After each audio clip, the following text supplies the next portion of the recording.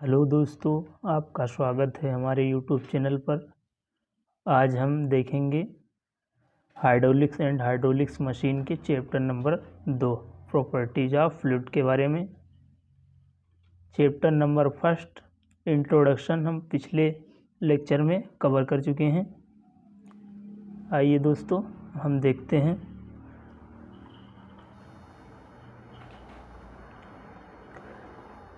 Effect of temperature and pressure on fluid. तरलों पर तापमान एवं दाब का प्रभाव। गैस। टेम्परेचर बढ़ने पर गैस का आयतन बढ़ता है।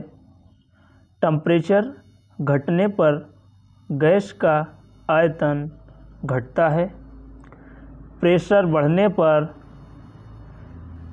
आयतन घटता है। प्रेशर घटने पर आयतन बढ़ता है। तापमान बढ़ने से गैसों का आयतन बढ़ता है और तापमान घटाने पर आयतन कम हो जाता है। दाब बढ़ने से गैसों का आयतन कम होता है और दाब घटाने से आयतन बढ़ने लगता है। द्रव। अत्यधिक दाब लगाने से द्रव के आयतन में बहुत थोड़ी कमी हो जाती है।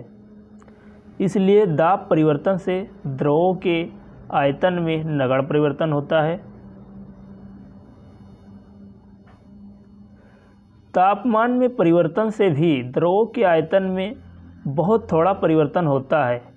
इसलिए प्रैक्टिकल की दृष्टि से हम कह सकते हैं कि द्रवों पर तापमान एवं दाब का नगण्य प्रभाव होता है। घनत्व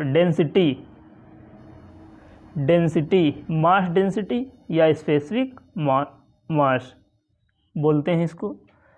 आइए देखते हैं। किसी पदार्थ के इकाई आयतन में जितनी सहित द्रव्यमान मास होती है उसे उस पदार्थ का घनत्व कहते हैं। किसी पदार्थ के इकाई आयतन में जितनी द्रव्यमान होता है उसे उस पदार्थ की घनत्व कहते हैं। किसी पदार्थ के द्रव्यमान तथा आयतन के अनुपात को घनत्व कहते हैं। इसे रो से प्रदर्शित किया जाता है। Rho equal to M by V. M mass हमारा द्रव्यमान है, वी वॉल्यूम आयतन है। एसआई पद्धति में इसकी यूनिट किलोग्राम प्रति मीटर क्यूब होती है या न्यूटन इंटू सेकेंड स्क्वायर प्रति मीटर की पावर 4 होता है।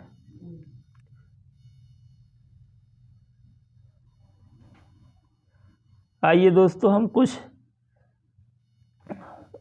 पदार्थों के घनत्व के बारे में देखते हैं।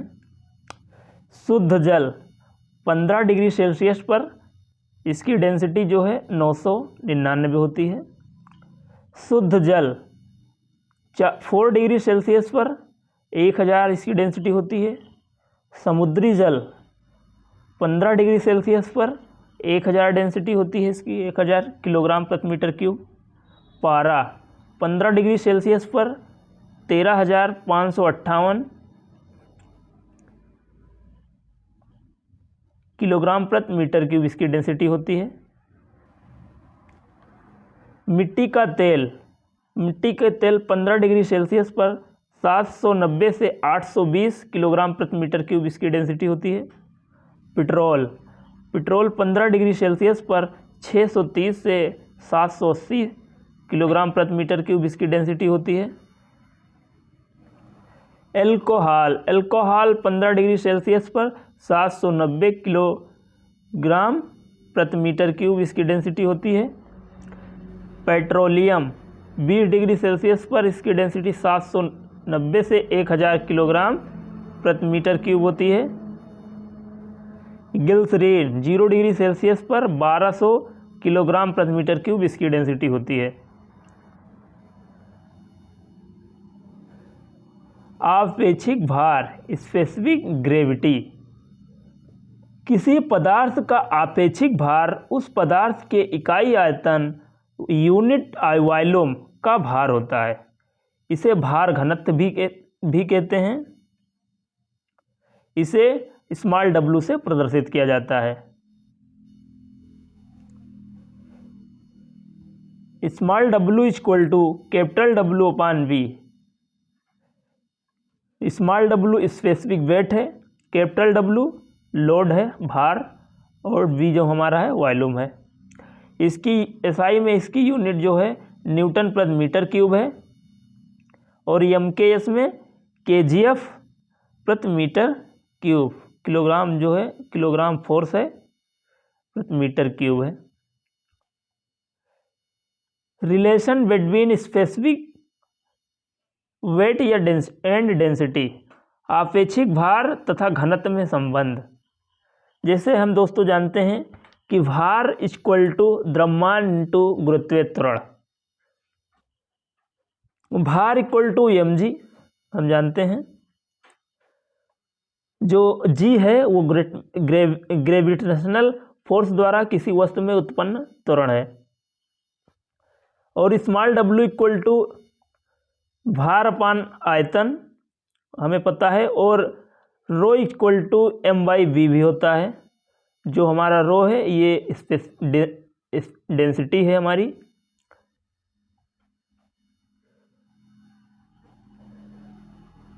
यहाँ पर कैपिटल W का मान यहाँ से ला कर रख देंगे,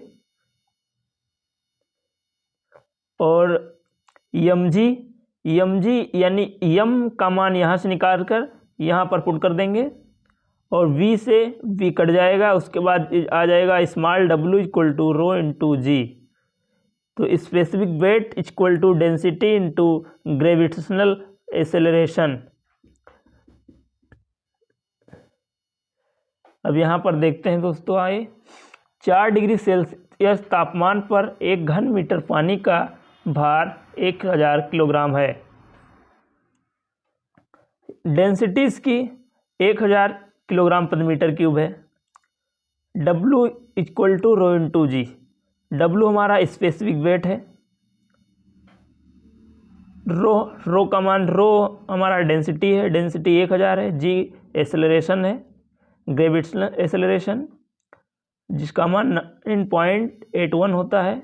अब इसको रख देंगे, यहाँ से हमारा स्पेसिफिक ग्रेविटी निकल आएगा।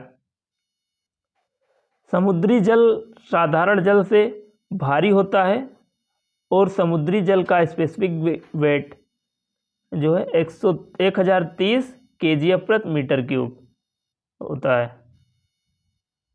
इसको हम किलो न्यूटन में भी बदल सकते हैं 1000 से भाग देकर।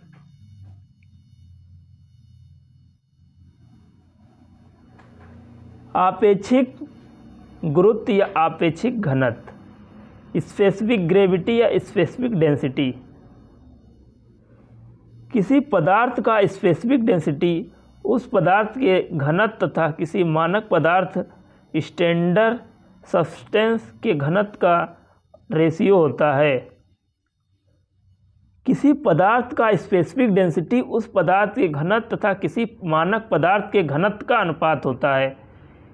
किसी पदार्थ के आपेक्षिक स्पेसिफिक वेट तथा किसी मानक पदार्थ के आपेक्षिक भार के अनुपात को भी उस पदार्थ का स्पेसिफिक डेंसिटी कहते हैं।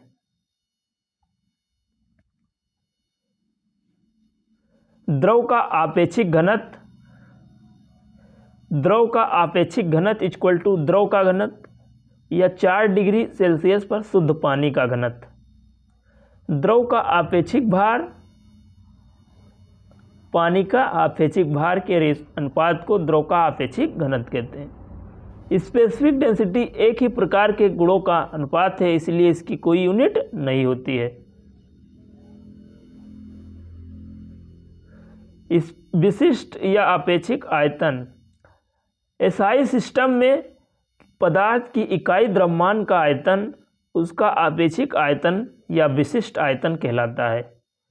विशिष्ट आयतन equal to capital V upon M। Capital V volume है और M हमारा मास है। जैसे कि हम जानते हैं rho equal to M by V. M हमारा मास है, वी हमारा वॉल्यूम है और रो हमारा घनत्व है। तो इसका मान यहाँ पर पुट कर देंगे तो हमारा आ जाएगा वी इक्वल टू 1/रो। तो हमारा विशिष्ट अनुपात, विशिष्ट जो आयतन है, स्पेसिफिक वॉल्यूम, वो हमारा डेंसिटी का व्युत्क्रमानुपाती होता है दोस्तों।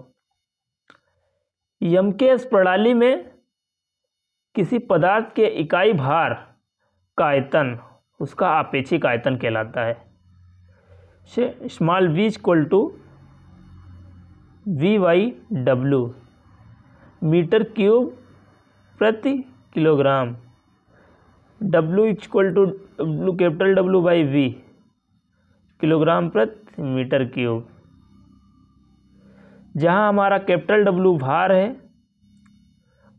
और स्मॉल w स्पेसिफिक वॉल्यूम है और जो हमारा स्मॉल w है वो स्पेसिफिक ग्रेविटी है। दोस्तों पहला पार्ट यहीं पर समाप्त होता है दोस्तों। अब हम मिलेंगे नेक्स्ट पार्ट में। अगर आपको वीडियो अच्छी लगी हो तो वीडियो को लाइक करें तथा चैनल को सब्सक्राइब करें। धन्यवाद।